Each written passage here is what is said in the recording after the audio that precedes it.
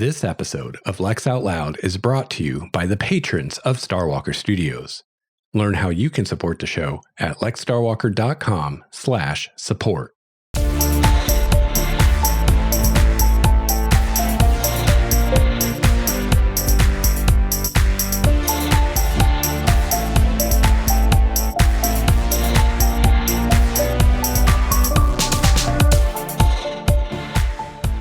Hello and welcome to episode 44 of Lex Out Loud, Writing Science Fiction. I'm your host, Lex Starwalker. This is a podcast for writers, readers, and all lovers of speculative fiction. I'm writing my third novel and taking you along for the ride. Today, I will continue my series on writing groups and critiquing with a discussion of how best to receive a critique. So welcome back to the show, everyone. So great to be back behind the mic again, talking about writing, which is one of my favorite things to talk about. Now, as you, I'm sure, know by now, I like to start out the show by talking about anything new that I'm reading or watching, just to let you know what I'm up to and also to share things I enjoy with you. Because if I don't enjoy it, I don't read it or watch it. So starting off with what I'm reading, just this last weekend, I finally finished To Sleep in a Sea of Stars by Christopher Paolini, and I really enjoyed it. And I wanted to mention it again because I know when I first mentioned it on the show, I just started it and I didn't really have anything to say about it. And I don't remember if I've mentioned it since then.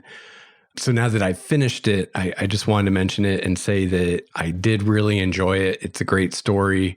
I really enjoyed the main character.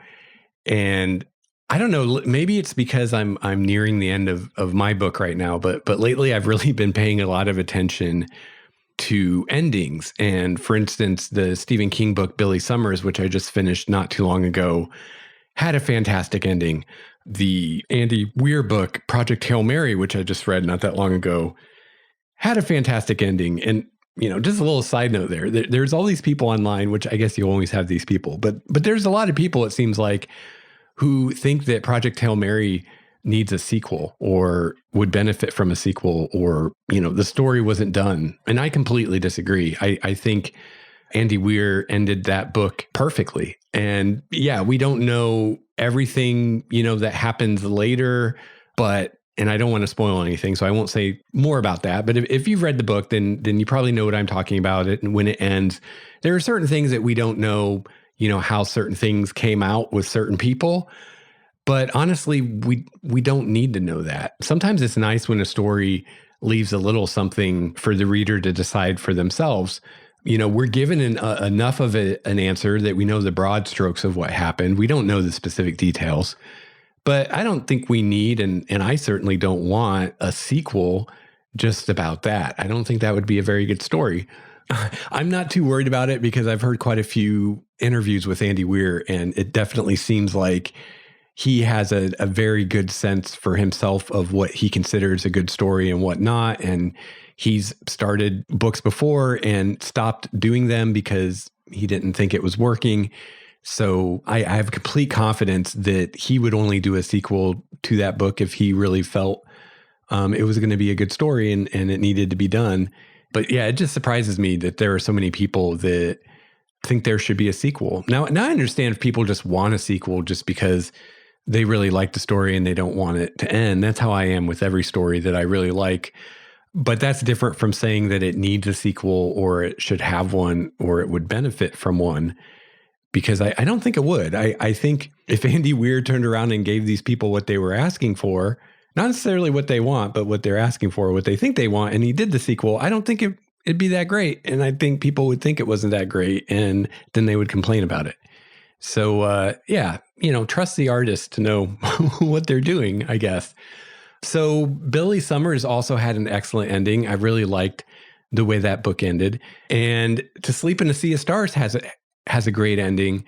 And Christopher Paolini pulls off something with his ending in this book. And again, I'm not going to spoil it. I never spoil things. If I do, I'll tell you. But I usually don't, because the whole point of me talking about this is I want you to read the book and enjoy it as much as I did. And so that would be counterproductive if I spoiled it, because then you're not going to enjoy it as much as I did. But he did a rare thing with his ending that is awesome when it's done, but I think it's probably a hard thing to do, where he ended the book in such a way that it was a satisfying ending. It was like, yes, this story is over. We've reached the end of this story that he's been telling us. But he also left some untied plot threads, or I don't know if that's the way to say it. It's not really loose ends, but there are some things that happen at the very end of the book where it makes you wonder, what happens next? What's going to come next? And it's really interesting and it's really fascinating. Now, I don't think the book, quote, needs a sequel. It'd be fine if that was the end of the story and he never wrote another book in that universe or about those characters. And that was just the end. And again, there's something to be said for leaving something for the reader to think about and imagine, oh, well, what happened next? And let the reader do that and come up with those answers for themselves.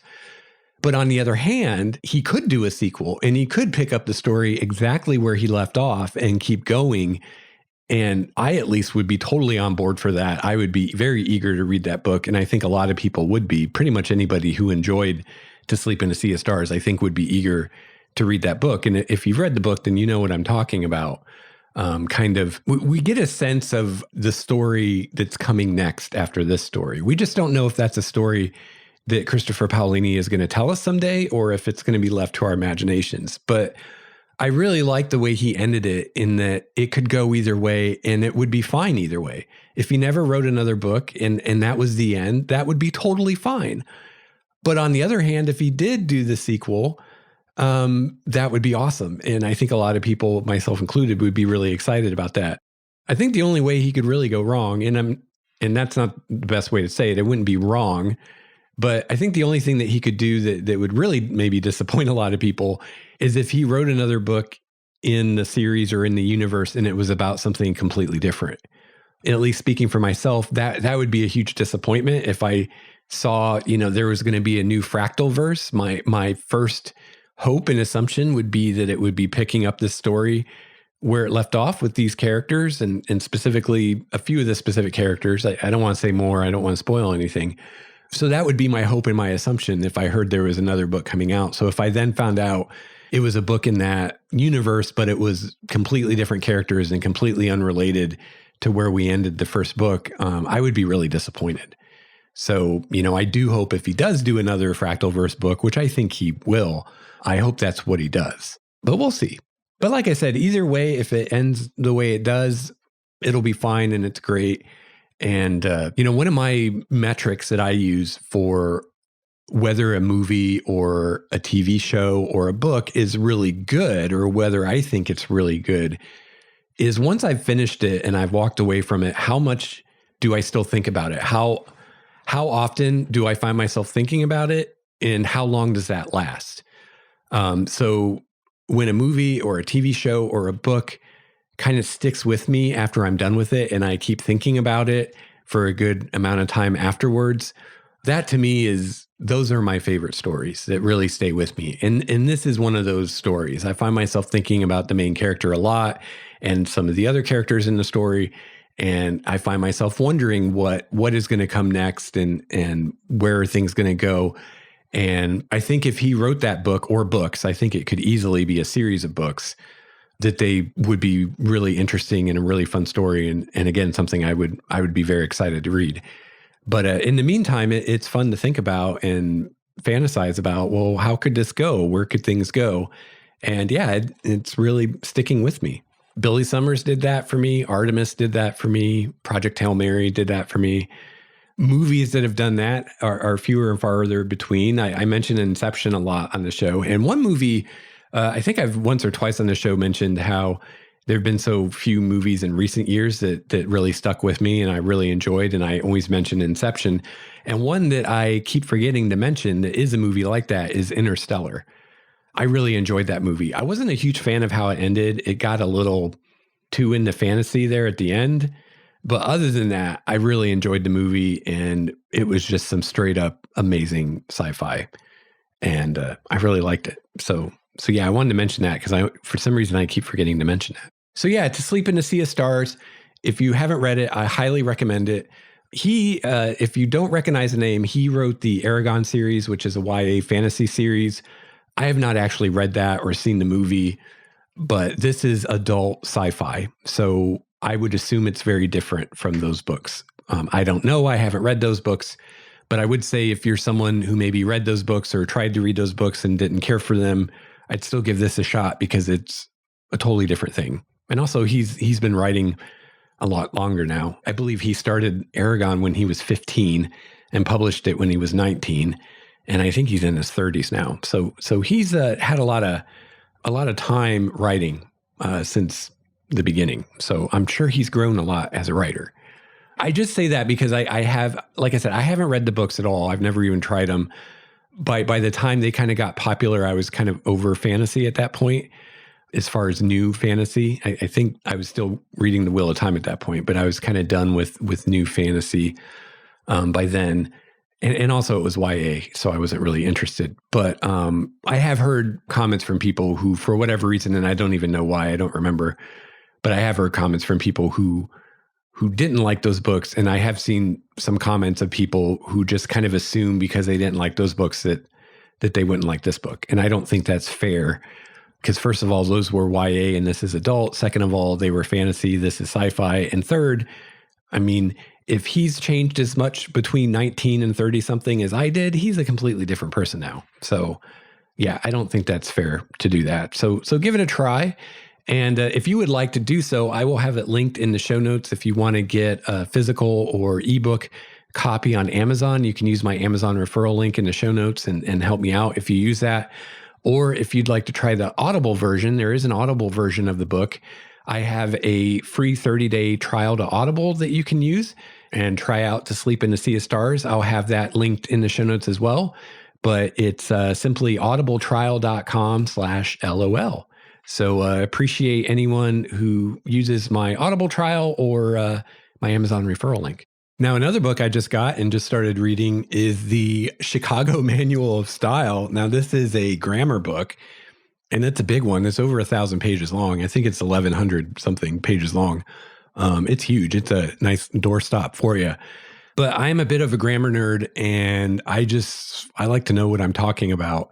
And this thing, there's probably not a question I could have as far as grammar that this thing doesn't cover. And it is the style guide that you want to be using if you're writing fiction like I am. So I went ahead and got a copy of it. You can also get, there's an online version of the Chicago Manual of Style on the, it's a website that's really nice because you can search things there a bit easier than in a book. I mean, the book has a very extensive index, but it's still easier to just type what you want in a search field on the internet and find it. However, that is a paid thing. I think it's $40 some a year for that. You can get a 30-day trial of that. And I don't have an affiliate link or anything like that for it. But I did that just to try it out. And so I've got that for 30 days. But the hard copy of the hardback was like $50 some on Amazon. So as convenient as the website is, I just couldn't justify paying $40 some a year for it when I can just get the hard copy for 50 some and I have it forever. It looks like, at least going by the past, they put out a new edition every 7 years. This one is the 17th edition. It was put out in 2017. So if they follow that pattern, the 18th edition will come out in, what would it be, 2024, which is a couple, 2-3 years from now. I'd say there's a good chance it'll be longer than that just because of the pandemic, even if they're planning a new edition then. But I'm not recommending you get this. Probably you don't need this unless you're an editor or you're just really into grammar and stuff like me, or you're just really into knowing exactly what you're talking about like me. If you're just, a writer and you're wanting the gist of what you're going to need, I always recommend The Elements of Style by Strunk and White. And I'll have a link to that in the show notes as well, at least on Amazon. I don't think there's Audible versions of these books, and I don't think you'd want to listen to them if there were. But this is a very stripped down. I mean, the Chicago Manual of Style is over 1,100 pages. This is just over 100 pages, and that's including the index. But it's the gist of what you need to know as a writer. Best practices, common mistakes that are made, things like that. So for most of your purposes, this will do you just fine. It's also a lot cheaper than the Chicago Manual of Style. And I mean, you can read this in an afternoon easy, and it's really well laid out so that you can later find things when you need it. I wanted the real deal, the whole unabridged version.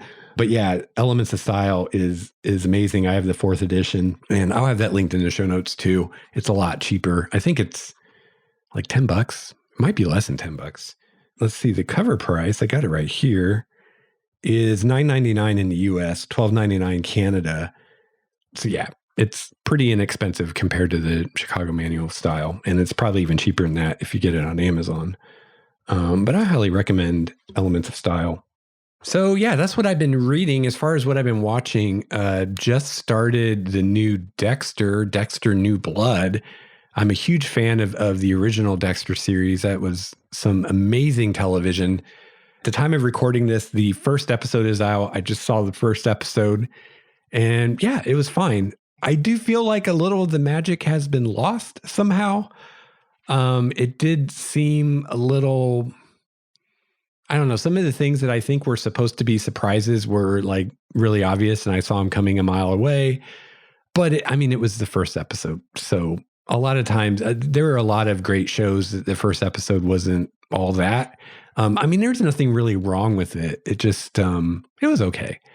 But I'm in it. I'm definitely going to watch the season and see how it goes. I think part of it is just we don't have any of the supporting characters that we had in the first show, other than his sister. And there were some of those characters that I just really liked, like Batista, and what was the other guy's name that he worked with? The bald guy. Gosh, I can't remember his name now. But those characters were really great, and yeah. So, but yeah. I'm holding out. Again, it was just the first episode. They had to establish a lot of stuff. And towards the end, things started to pick up. So hopefully it'll be as good as the original was. But yeah, enjoying that. Especially since it's a little relevant to what I'm writing right now. I won't say anything more than that. But yeah, so it's good to see some of this darker stuff when I can to help me with what I'm doing right now, which is another reason I've been getting into Stephen King again. That and just he's a phenomenal writer. All right, let's get on to our topic today. I've been rambling way too much about that stuff. So our topic today is how to receive a critique. So this is a third in a series of episodes I've done about writing groups and critiquing. The first one was episode 35, which was called On Writing Groups, where I just talked about joining or creating a writing group and some thoughts on, what you want to look for and things like that. And then episode 39 was on how to give a good critique. And now today we're going to talk about how to receive a critique. And if you've never done this or never thought about it, it might seem like a no-brainer, and you might be wondering, why do we need an episode on how to receive a critique? You just listen to the critique. But it's actually not that simple. And if you've ever been critiqued, then you know that already. As hard and difficult as giving a good critique is, I think being able to receive a critique is even harder. And for some of us, many of us, most of us, all of us, I think it's a lot harder. I know it is for me. I don't find it difficult to give a critique. The only thing for me is just if I'm critiquing something that's really rough, is to just remember to find something good to say about it at the beginning before I get into, all the things that need to be addressed. But other than that, I don't, and that's not difficult. It's just a mental reminder to do that. And I usually will write, notes for my critique anyway. So I just make sure to do that at the beginning. But other than that, I don't find it difficult to critique. It's not difficult to read a story and notice things that aren't working for you. It's only slightly more difficult to be able to explain what those things are and why you think they're not working for you, especially if you think as much about the craft of writing as I do. So I don't find it that hard. But receiving a critique, that can be very challenging. So that's what we're going to talk about today. So one thing, I want to start with, and I think I probably mentioned this in the previous episode about giving a critique, is that if you're in a writing group or you're giving your manuscript to alpha readers or beta readers or first readers or whatever you want to call them, the first guideline is to give guidelines for what you want from the critique when you give it to these people to read. What kind of critiques are you looking for? And be as specific as you can. Let the person know where you are in the process. Is this the second draft? Is it the third draft? Is it the fourth draft? Is this going to be the final draft before you send it to an agent or an editor? That kind of thing. So for example, you might say something like, I know there might be some spelling errors and punctuation errors in here, but I'm not really concerned with those right now. I can find those on my own. What I'm really interested in are thoughts on the main character. Is she believable? Is she sympathetic? And also thoughts on the mood, the tone, and the plot of the story. So something like that. And of course, what you're asking for may be completely different, but giving the person some parameters as far as what kind of critique you're wanting. Because if that's what you're wanting, what I just said, and someone hands you back a critique where they just circled every misspelled word and every missed comma, that's not going to be very helpful to you. So yeah, the first thing is to be specific about what you're looking for as far as a critique and where this is in the process of revision and all that. Now, the first rule for receiving a critique, and this is a rule. I don't like rules, but this is a rule.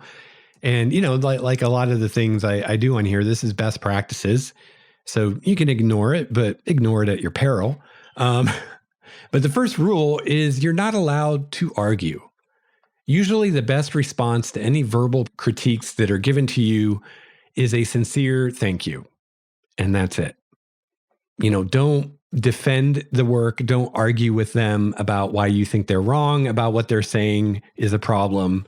Don't do any of that. Just nod and thank them for their time.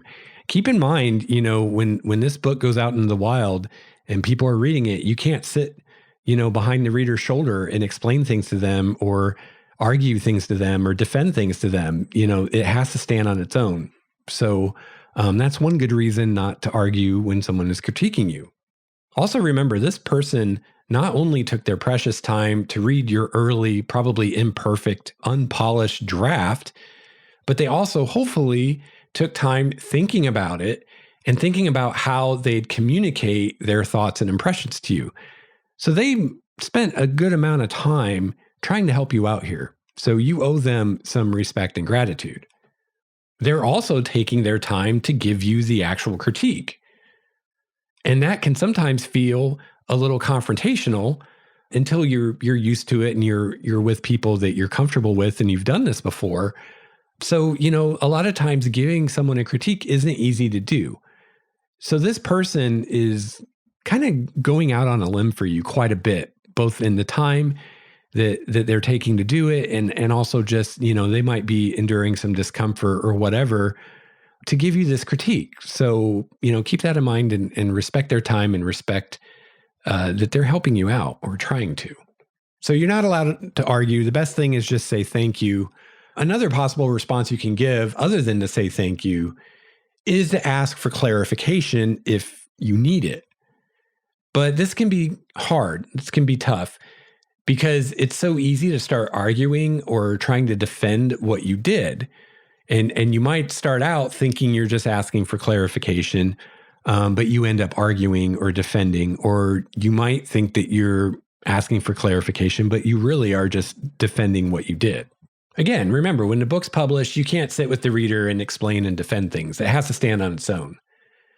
So for most of us, especially when you're not super experienced with this, probably the best tactic is just to stick with a sincere thank you when they're done. But if you can be professional about it, it's okay to ask questions to clarify what they mean, to clarify examples of what they're talking about. If they're giving you a general thing, asking for, well, can you give me a specific example of when this happened, this thing that you're talking about in the story, things like that. Again, here, the goal is to better understand the criticism they're giving you. or possibly to float possible fixes to them and see what they think of them, not to try to defend your work or to try to change their mind. Another thing to keep in mind here is you don't need to right now, while you're getting the critique, decide if you're going to take it to heart or not. In fact, you probably shouldn't, especially if you're in a writing group or if you've got a stack of critiques from alpha readers or whatever.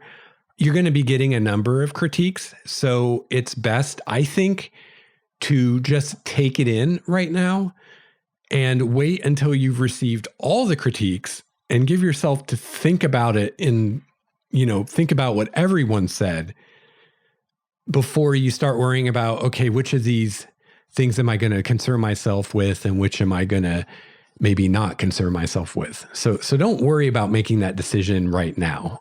Save that for later.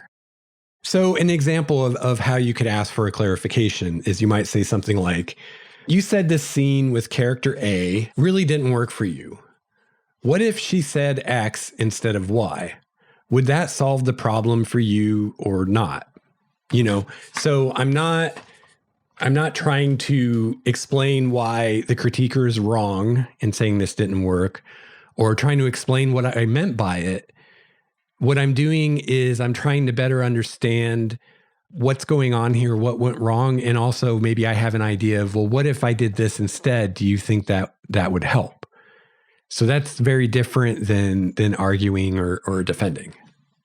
So the next rule I would say is don't get emotional. And this is this is all hard, but this is one of the harder things because, most of us can't really control our emotions. Emotions happen. You can only control how you react to them or not. But, you can do a lot just by calibrating your expectations and being in the right mindset and being self-aware of what you're feeling and what you're expressing and just keeping the right perspective. It's completely natural and human, I think, to have emotional reactions to critiques. You might feel things like anger, defensiveness, things like that. But do your best to step aside from that, to stay dispassionate and objective. Remind yourself that this person is doing you a huge favor by pointing out weak spots you've missed.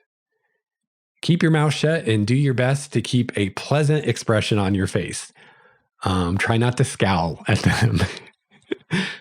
So, this is one of those things that is much easier said than done. Believe me, I know. I'm speaking from personal experience here. Sometimes a critique, especially if the person really had a lot of problems with what you did, can feel like a personal attack. Sometimes they are personal attacks. And for that, go to my episode about how to give a good critique. Sometimes people aren't good at critiquing and they are crossing the lines themselves, which is making it worse. But even still, two wrongs don't make a right? You want to take the high road and not react emotionally to that. So if you're like me, this may be something you always struggle with to some degree or another.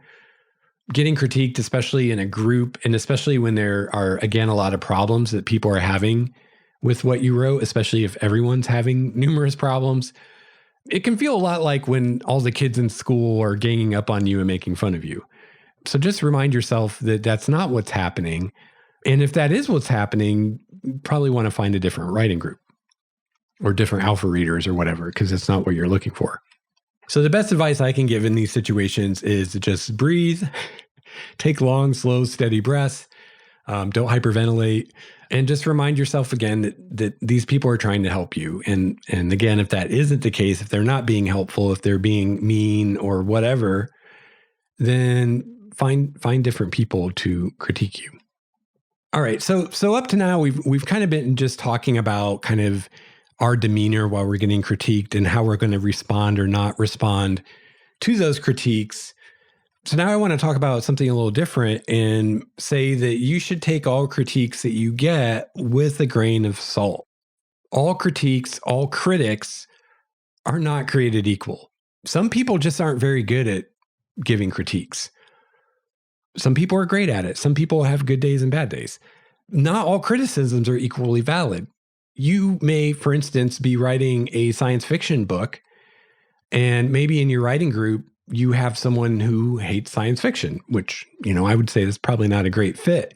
But if that's the case, they may have all these problems with what you're doing.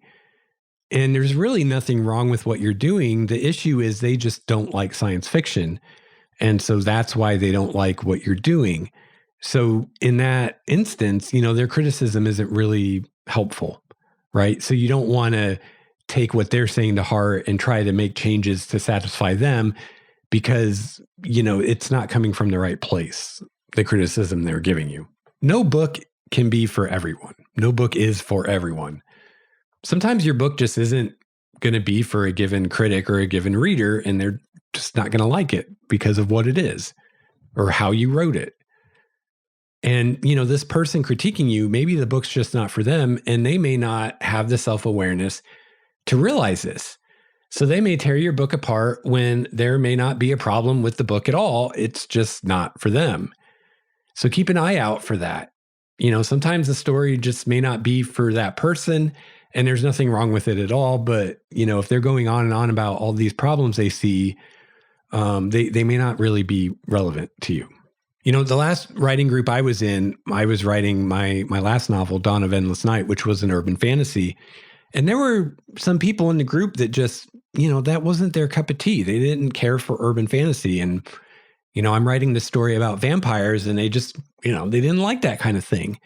Now, I was really lucky in that the people in my group that were like that, they were able to realize that about themselves, realize, hey, this is a vampire story. I don't like vampire stories, so I'm already inclined not to like this. And they just kept that in mind, and they kept their critiques to things where that wasn't relevant to, like, how is my characterization? How are my descriptions? Things like that. So there are things that transcend genre or transcend the subject matter of your story or the tone of your story or the theme of your story or anything like that. So if you can have the self-awareness, or if the critiquer can have the self-awareness to understand that this is just not a story that's for them and step away from that, then they can still give you valid critiques about other things, because there are elements of stories that are common to all stories. All stories need good characters. They need plots that make sense. They need good descriptions of the environment and the characters, and et cetera, et cetera. So they can focus on those things and help you with those things, even if you're writing a vampire story and they hate vampire stories.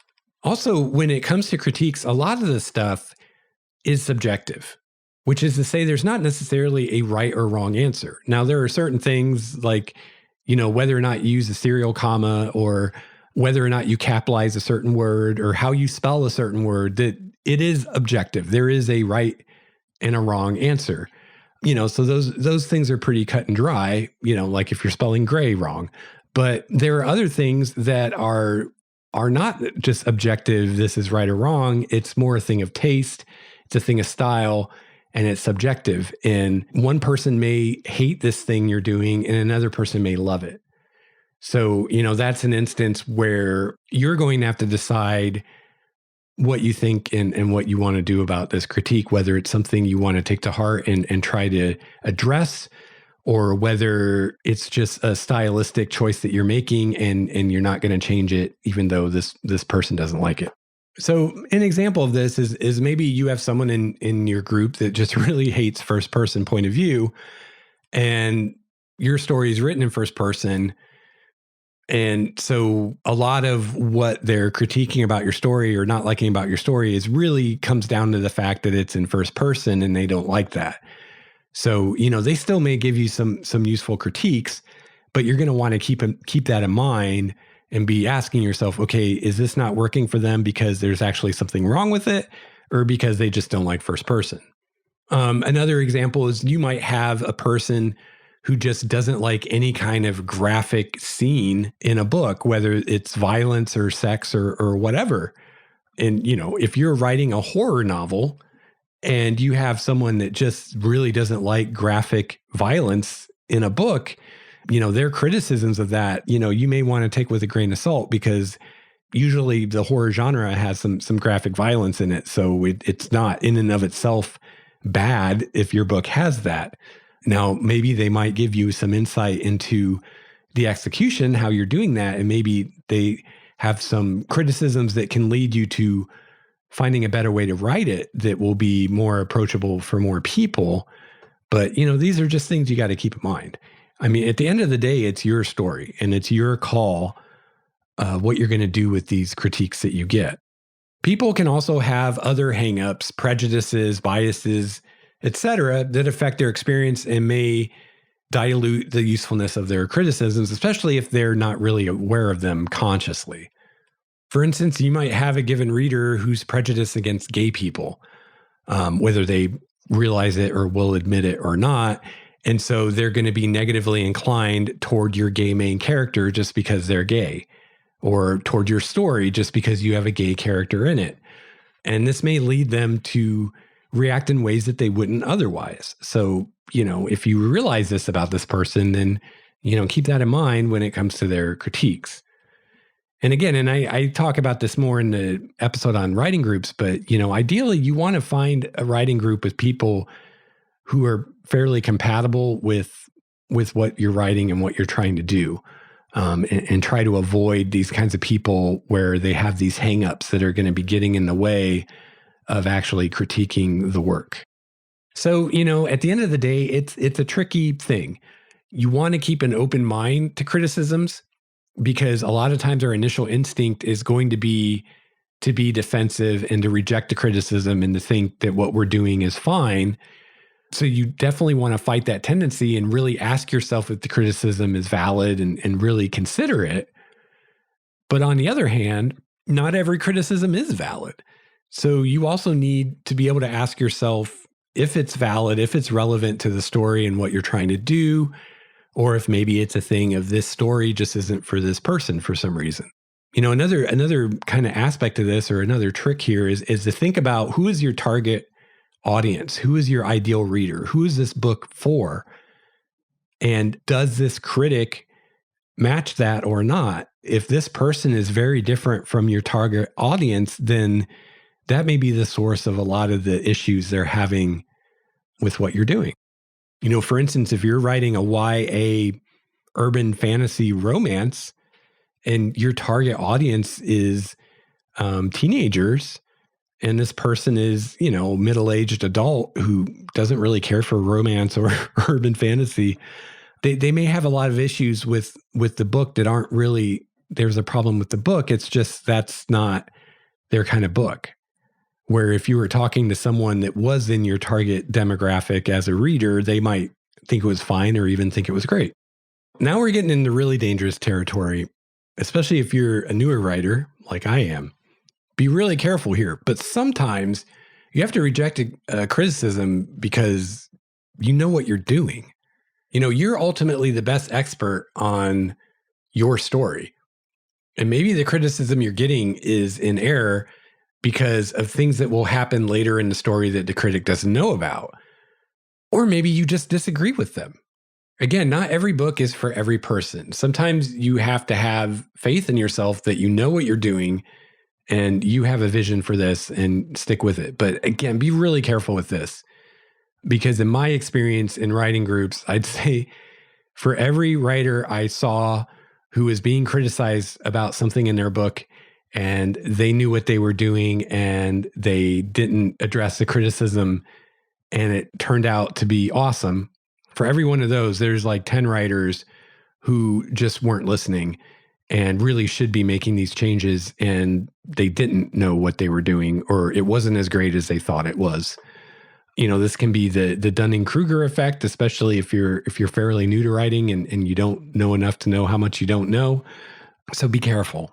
Be careful. That can really trip you up. And I have seen a lot of very arrogant writers that you can't tell them anything and they think they're genius and they're not. So don't be that guy. But yeah, we got to be careful with this because, again, it's going to be tempting to reject all criticism and to think that what we're doing is good and we know what we're doing and there's a reason for it and it will all be made clear eventually. But also keep in mind that the reader has to keep reading your book. If nothing's going to make sense until the last 30 of your book and then all of a sudden everything comes together, that doesn't help you much if everybody stops reading after the first few chapters. So now I think a really good way to guide us here in knowing, is this something I should take seriously and think more about, or is this something I should just disregard, is look at how many people in the group are having the same problem. How many of them are telling you the same thing?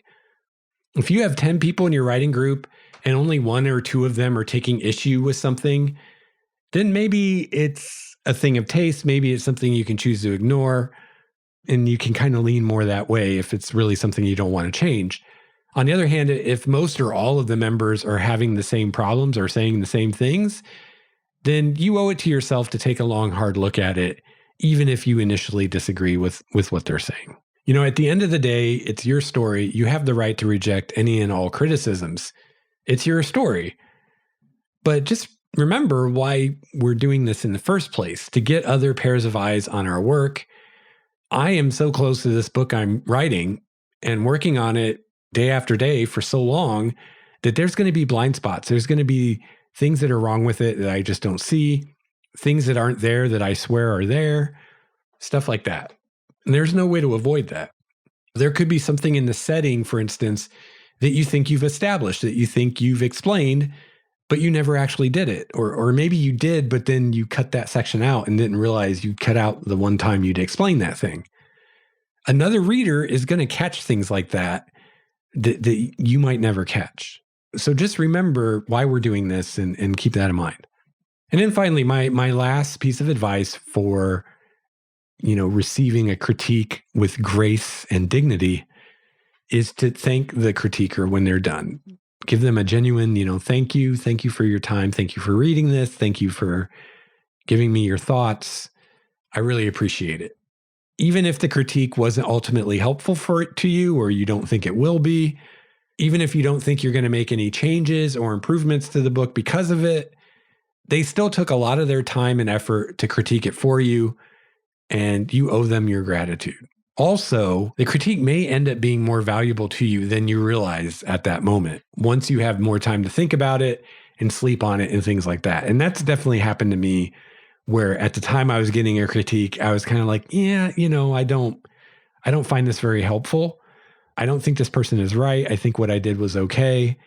But then days later, after I've thought about it more, or maybe read it over myself again, I realized that they were right, or I really do want to pay attention more to what they were saying. So always thank them for their time. And even if it isn't ultimately useful to you, they still tried. They still took some of their time out of their day to try to help you. And for that alone, you should be appreciative. Also, hopefully this is going to be a continuing thing. You're building a relationship here if you're in a writing group, for instance. So, if you want this person to keep helping you and keep critiquing you, then you should make sure they feel appreciated for what they've done. And that's it. That's all I got. So that finally wraps up our series on writing groups and critiques, both giving and receiving critiques. The best advice I could give you based on my own experience and what I've read and heard from various sources. So there you go. I'm sure it's not exhaustive. I'm sure there's more that could be said on it. So, as always, if there are any glaring omissions, anything I missed that I really should have said, let me know. And I can always let people know in a future episode or on our Discord server, something like that. So if you would like to reach me, you can email me at lexoutloudpodcast@gmail.com. You can also follow me on Twitter @LexStarWalker. And I have a voicemail number you can call, 951-465-5391. You can also join our community on Discord. You can find a link for that in the show notes at lexstarwalker.com/LOL. You can also find links to everything else I talked about today there. And finally, if you would like to support the show, I have some great ways for you to do that. You could become a patron. Patrons get some special access on the Discord server to some rooms that aren't available to everyone else. Also, tier 2 patrons get, I think it's tier 2. Check the Patreon page for more information. But you can get early access to episodes, so you get them as soon as I produce them instead of waiting, until whenever it comes out. And yeah, so I really appreciate the support of the patrons. Other great ways you can help me out is to use my Amazon referral link whenever you shop on Amazon. And if you would like to try a free 30 days of Audible and try some audiobooks, I have a 30-day trial for you that you can get at audibletrial.com/LOL, or just follow the links in the show notes. All right. Well, that's going to wrap it up for me today. Thanks so much for tuning in. And yeah, again, if you have any other tips or tricks when it comes to writing groups or critiques, let me know. I'll be back soon with another episode. And until then, keep writing.